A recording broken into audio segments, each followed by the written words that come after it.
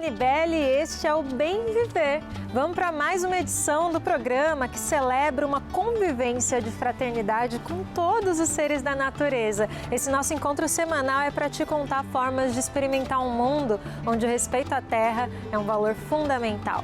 Então vamos junto ver como está o programa de hoje. No Momento Agroecológico, você vai saber como vivem as galinhas felizes que produzem ovos orgânicos da melhor qualidade. Depois tem uma reportagem sobre frutas nativas brasileiras que nascem na região da Mata Atlântica. Tem dica de saúde sobre um tema muito importante para os dias atuais, a ansiedade.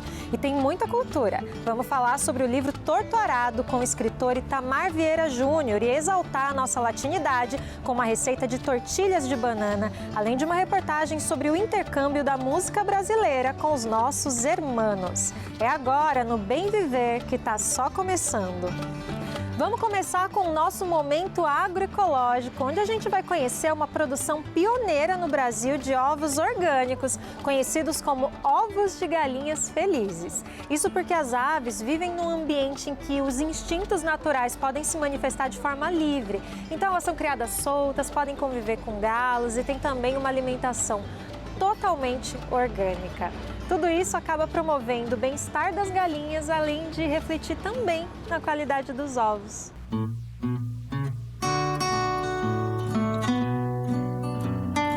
Ovos da Felicidade. Assim é conhecida a produção de ovos orgânicos da Vila Yamagishi, em Jaguariúna, interior de São Paulo. Para ter o selo de produto orgânico do Ministério da Agricultura, a produção de ovos deve seguir 2 critérios principais. Primeiro, na alimentação das aves, que precisa ser totalmente orgânica.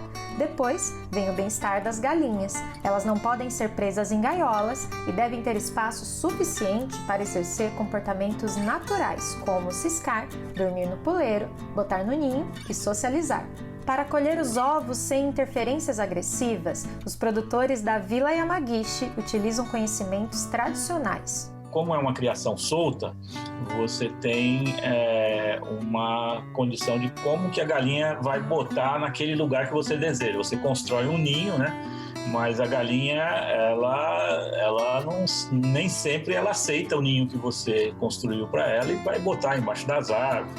Então existem conhecimentos antigos, como você deixar um ovo lá naquele local para a galinha ver que ali já tem ovo, então ela também vai botar lá, né?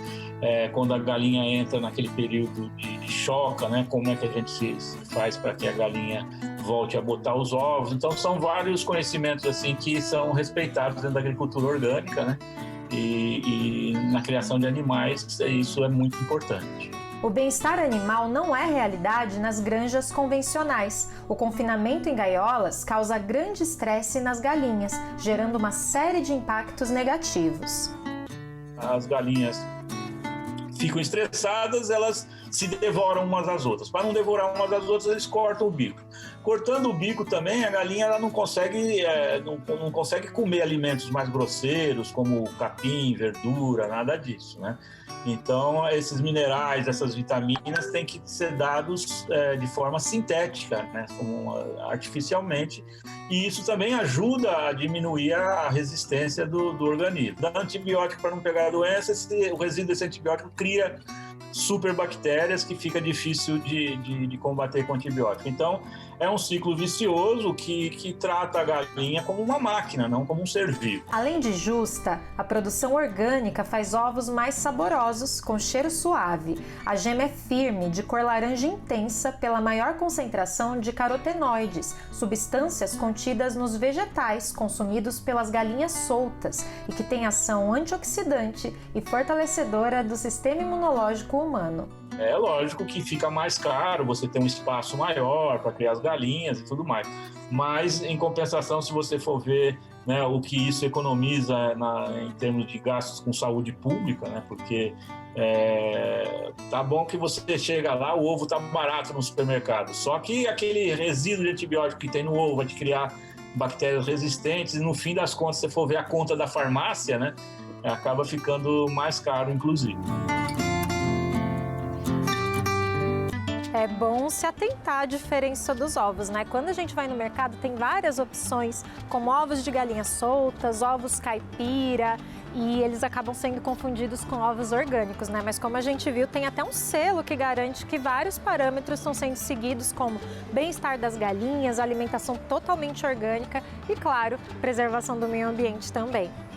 O Brasil é um dos maiores produtores de frutas do mundo, ficando atrás só da China e da Índia. Muita gente não sabe que as frutas mais comuns que fazem parte do nosso dia a dia, como banana, maçã, laranja, uva e várias outras, são frutas de outros países. Nós não estamos acostumados a comer nossas frutas nativas, para além das mais conhecidas como goiaba, jabuticaba, maracujá, por exemplo. Só que a diversidade das nossas árvores frutíferas é enorme. Consumir essas frutas pode trazer muita riqueza de sabor, aromas e nutrientes, além de gerar renda para pequenos produtores. Então vamos para o Alimenta Saúde conhecer frutas nativas de um dos nossos biomas, a Mata Atlântica.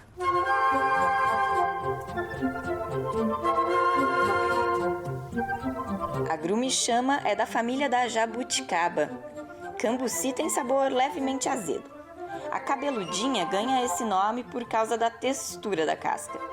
Essas são algumas frutas presentes na Mata Atlântica, mas nós estamos mostrando somente fotos, porque a temporada delas ainda não chegou. Na época mais fria do ano, quem domina a Mata Atlântica é a juçara, uma palmeira que dá frutos pequenininhos e saborosos, parecidos com o açaí. Então esses são os frutos maduros, tá? Cada fruto desse deve ter 15% do seu volume total em polpa, tá? Não é grande produção, tá? Aqui dentro a gente tem aqui, né, por fora, na realidade, é uma pequena película, uma camada de polpa. Ela é prima do açaí, que todo mundo sempre quer consumir o açaí, que vem lá do outro lado do país, né, vem lá do Pará. Pelo vídeo, o Jorge nos mostra um pouquinho do seu quintal em Paraty, no litoral do Rio de Janeiro. E ele ensina a lição da mata sobre os frutos e sobre o respeito ao tempo. E os alimentos, né, as frutas, os legumes, e tudo, elas são muito marcadas por estações. A gente agora está entrando no inverno, né? E é uma estação com poucas frutas. Para a nossa vitalidade, nossa saúde vital, a gente precisa nos alimentarmos de frutos mais próximos da gente. Na Mata Atlântica, o verão é o momento em que as outras frutas enchem as árvores e estão prontas para serem saboreadas. Assim como o Jorge, o nutricionista Matheus Silva nos lembra que conhecer as frutas da estação de cada região e respeitar o tempo da natureza pode nos trazer muitos benefícios. Pensando em saúde, redução de agrotóxicos, o alimento fica mais in natura, ele fica mais natural. O alimento na época ele fica maduro naturalmente, ele recebe uma exposição solar diferente, então o sabor dele é diferente. Então o sabor fica mais ressaltado.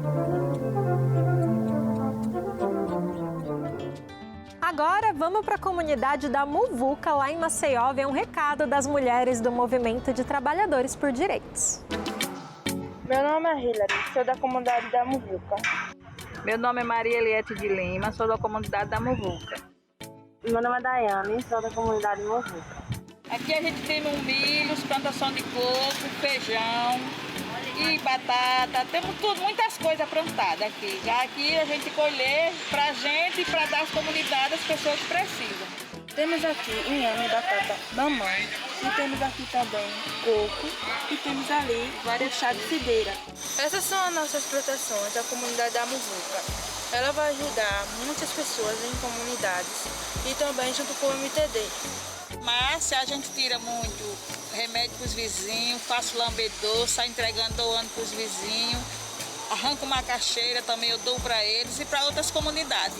Aqui, as plantas medicinais, temos cidreira, boldo do Chile, capim santo, hortelã miúda, tudo para fazer remédio, lambedor e outras coisas mais. MTD! Essa luta é para valer! Hilary, Maria Eliette e Daiane, muito obrigada por agregar tanto aqui no nosso programa. E você que está em casa em diversas partes do Brasil, se quiser participar aqui do Bem Viver, é só colocar a sua saudação nas suas redes sociais e marcar com a hashtag Bem Viver na TV. A gente te espera. Vamos para a nossa dica de saúde falar de ansiedade. Essa sensação faz parte da experiência humana e em níveis saudáveis ela age como um motivador para preparar a gente para desafios e conflitos. Mas a ansiedade pode se tornar prejudicial e até uma doença. A gente precisa observar os sinais, principalmente levando em conta que o Brasil é o país que tem mais pessoas com sintomas de ansiedade, segundo a Organização Mundial da Saúde. Isso sem falar nesse estresse que nós estamos vivendo por causa da pandemia e também pela situação política no nosso país.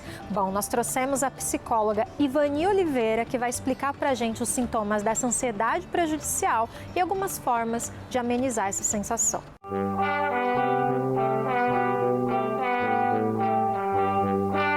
Nós podemos dizer que estamos vivendo, com a pandemia no Brasil, tempos de ansiedade, devido a um estresse contínuo e intenso na vida das pessoas, que estão tanto com medo de não sobreviverem, como com medo de não conseguir manter as suas famílias.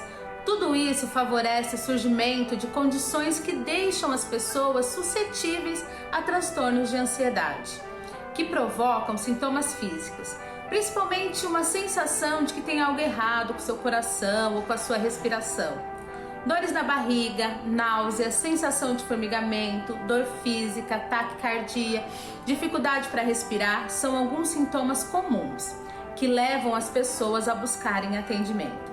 Mas existem sintomas que são psicológicos, como uma tensão, o nervosismo, uma sensação de que algo ruim vai acontecer, problemas de concentração, preocupação exagerada e problemas para dormir.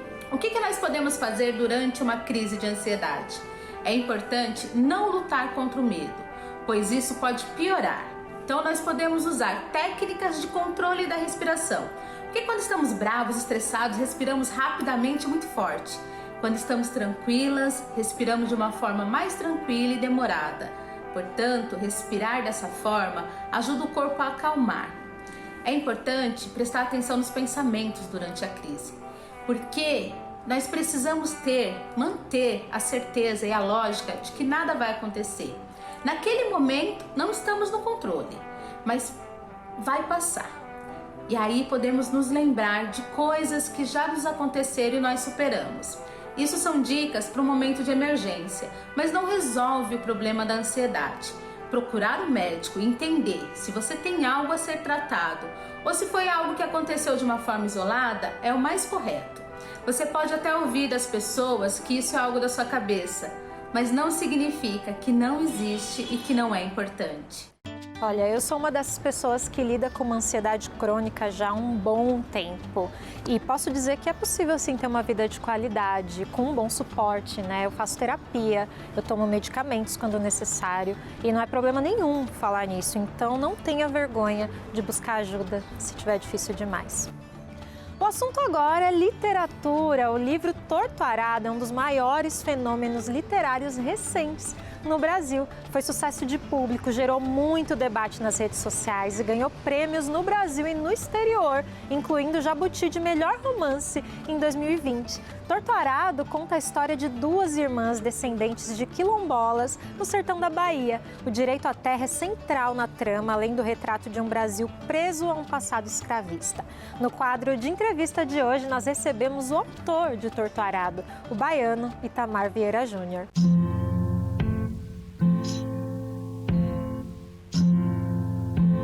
Eu sei que a literatura ela tem esse poder de nos transferir para o lugar do outro, de nos colocar no lugar do outro.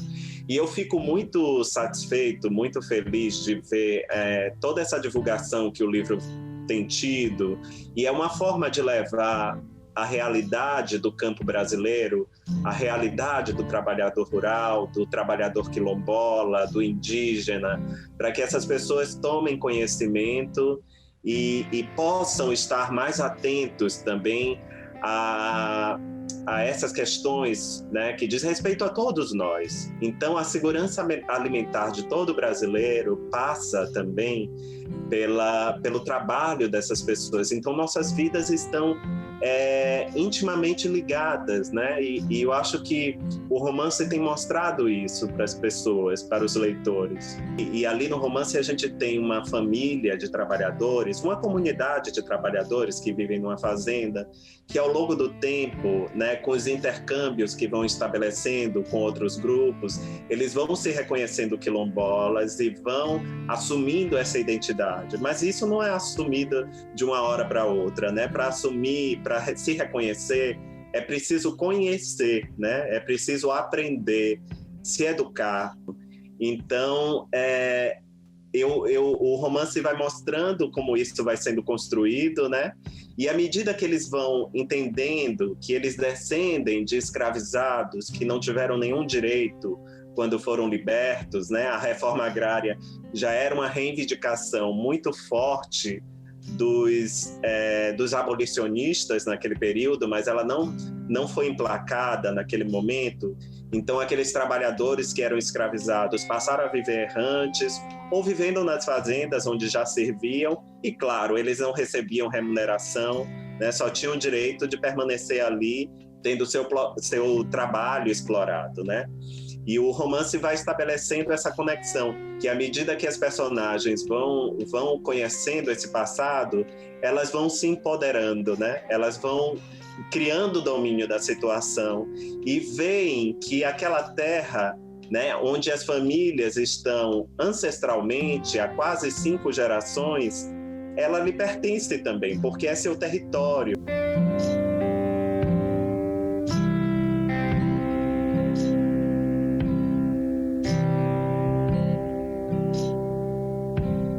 Terra tem, e é muita, né? E eu acho que precisa de vontade política para fazer valer esse direito, que não é um direito que nos é dado por um governo, é um direito que está na carta que rege as leis desse país, né? Um direito constitucional. Então, conhecer a nossa história, assim como as personagens de origem humilde, né? Elas vão construindo esse conhecimento sobre sua própria história. Isso nos mostra como a educação, né, como o conhecimento pode nos empoderar e pode ser o começo de ruptura com esse ciclo de exploração ancestral que esse país vive, né? Então, ali está uma pequena amostra. O romance é algo muito pequeno perto da realidade, mas isso serve de exemplo para a gente saber, né, qual o papel da educação, qual o papel de se conhecer a própria história, né, de resgatar a ancestralidade. A gente vai encontrando o nosso lugar no mundo, e encontrar o nosso lugar no mundo é nos reconhecer como cidadãos plenos de direitos, né? Eu acho que passa por isso.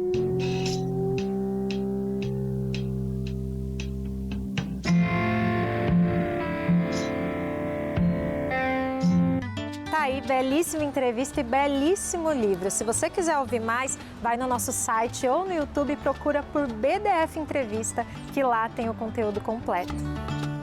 Vamos agora para os minutos mais saborosos aqui do programa. É hora da Letícia Massuli ensinar mais uma receita no quadro Comida de Verdade. O prato de hoje exalta o nosso sangue latino. É uma tortilha de banana com salsa. Não é a música, mas tem bastante a ver com isso. Olha só.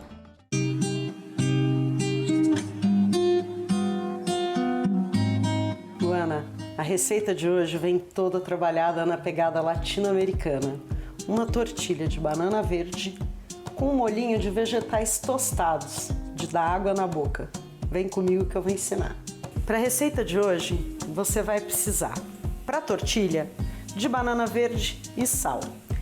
Para a salsa latina, pimentão, tomate, cebola roxa, alho, várias pimentas, azeite, limão, coentro e, para finalizar, abacate. Para fazer a tortilha, a gente vai usar banana verde. Que banana? Qualquer banana verde. Quando tá verde, a banana tem um gostinho neutro, que vai remeter à batata ou à mandioca. Quando ela tá um pouquinho de vez, como o caso da banana da terra, ela vai apresentar uma leve doçura. Faz assim, ó.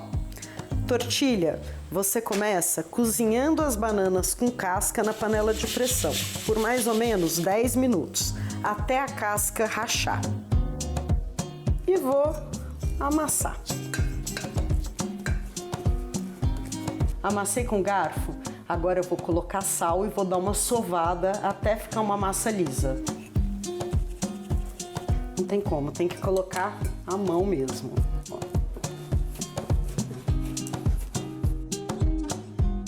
Olha aqui o ponto da massa, uma massinha bem homogênea. O que eu vou fazer agora? Eu vou fazer bolinhas, que são as bolinhas que vão virar a minha tortilha. Cada bolinha vai virar uma tortilha.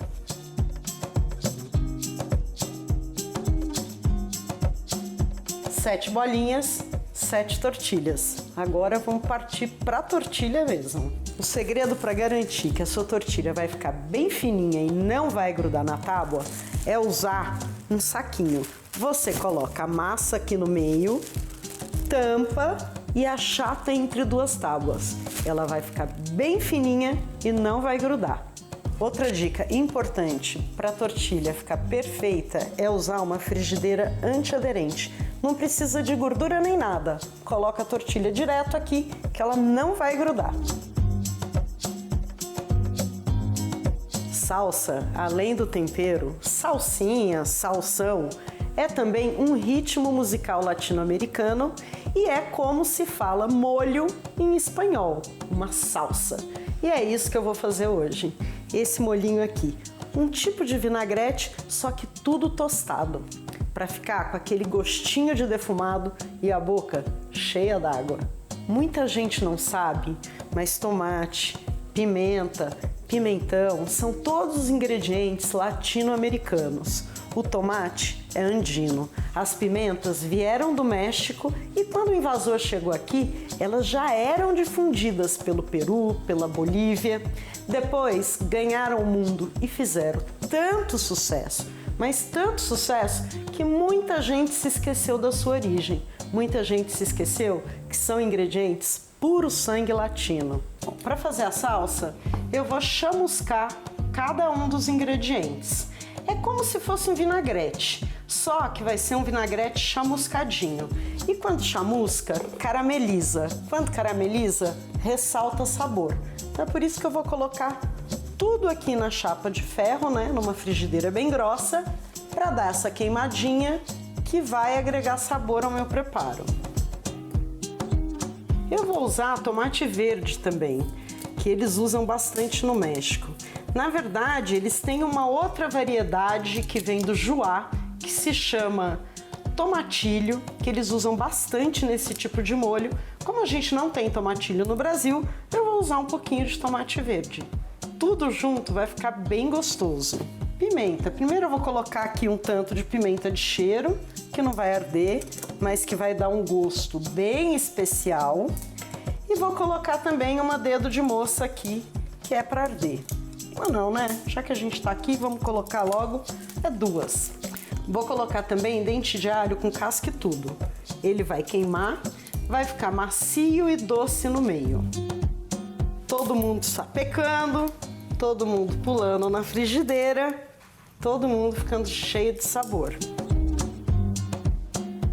Eu agora vou cortar tudo antes de triturar. Eu vou dar uma pré-cortada bem rústica e depois eu vou triturar tudo junto para fazer o nosso molhinho. Pega essa mistura tostada e junta cebola roxa em cubinho e talo de coentro laminado. Tempera com raspa e gotas de limão, sal e azeite. Tá pronto. Aí é só servir a tortilha com um pedacinho de abacate, a salsa e uma folhinha de coentro. Tá pronto.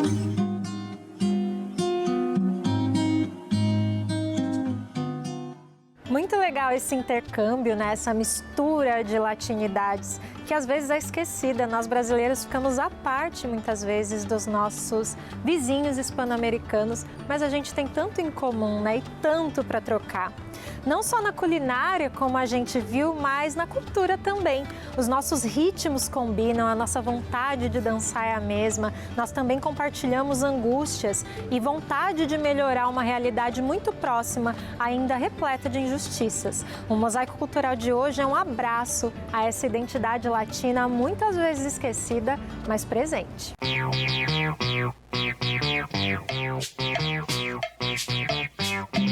A banda Macúmbia, de João Pessoa, na Paraíba, tem como essência o intercâmbio entre latinidades. Com 8 integrantes, iniciou com um venezuelano no vocal e tem hoje músicos do Brasil e da Argentina, além de um estadunidense. Se tornou algo engraçado e bem diferente, que virou um ponto ali, né, da banda bem forte. O pessoal começou a curtir demais essa questão da dupla nacionalidade, uma hora fala espanhol, uma hora fala português. E a tentativa de se fazer uma salsa, uma cumbia misturada com carimbó, já pensou? Então, foi daí que surgiu essa peculiaridade da banda Macúmbia. Você escuta bem o som, ele traz aquele negócio, às vezes é salsa, às vezes é um carimbó. E quando a gente junta, dá aquela coisa dançante, né, que a gente pode chamar de música latina. A integração latina na banda Macúmbia vai na contramão do isolamento cultural brasileiro em relação aos vizinhos hispano-americanos. A diferença de idioma tem papel fundamental, mas a explicação para o muro simbólico vai além disso. O Eduardo Lourenço, filósofo português, fala de uma soberba brasileira, né? É meio antipático um português dizer isso, mas a gente falando aqui fica mais aceitável, né? Que seria essa visão autocentrada do Brasil, né? O Brasil se pensa como um país continental, como um país do futuro, enfim. Então, toda essa mitologia em torno da nacionalidade, ela bloqueia, né? Esses contatos que são tão importantes, tão ricos. Entre as décadas de 1960 e 70, alguns movimentos da música brasileira desafiaram fortemente esse isolamento. Impulsionados pela Revolução Cubana e a luta incomum contra ditaduras, artistas expressaram a ideia de uma identidade latino-americana. Belchior, quando grita, né, proclama essa identidade latino-americana, né, eu sou apenas um rapaz latino-americano. Esse rapaz latino-americano ele é também um retirante nordestino, né? E isso vai aparecer de uma tom muito forte nos Mineiros, né? No Clube da Esquina. Várias canções emblemáticas do grupo falam desse ideal latino-americano e o próprio Milton Nascimento vai ter muitas parcerias, né? Com a Mercedes Sosa, principalmente, mas também com outros compositores da América Latina, e vai ser uma figura assim, chave nessa circulação. O contexto político que fortaleceu a união cultural entre Brasil e América Hispânica foi esvaziado com a ascensão neoliberal e o domínio dos Estados Unidos na indústria cultural. Atualmente, a internet pode ser um meio para que pontes sejam retomadas e fortalecidas. Mas hoje a gente tem ouvintes na América Latina inteira. O país que mais escuta a gente é o México, né? A gente tem aqueles dados do Spotify. Os México, Argentina, Venezuela toca muito. E a latinidade traz isso, né, velho? Traz a luta do povo brasileiro, traz a luta do povo latino-americano, que no final ali quer dançar, no final quer desafogar alguma coisa, quer curtir, quer interagir, né? E a gente tenta expressar a América Latina da melhor forma possível, através da música aí, entre linguagens e ritmos. A gente tenta combinar.